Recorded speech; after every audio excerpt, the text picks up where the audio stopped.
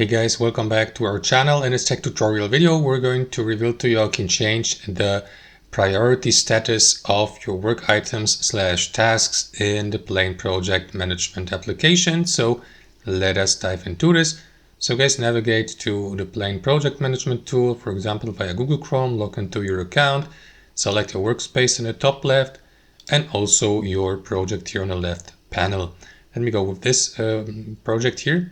Navigate to work items next, and what you want to do, guys, is simply go through your list, for example, or board view of your work items, depending on which layout view you prefer, and simply click into the given task, a work item, or alternatively you will see these states or statuses here to the right with the priority. For example, simply click into the given priority level and switch to your new or preferred one from low to medium, for instance. So now the priority status of that work item or task has changed from low to medium, guys, and that's how you do it. So let me show you also how it's done and how it works in the board view. Click into your given priority status of the given task and change the status. And that's it, guys. Hope you enjoyed this video, got some value from it, and we'll catch you later.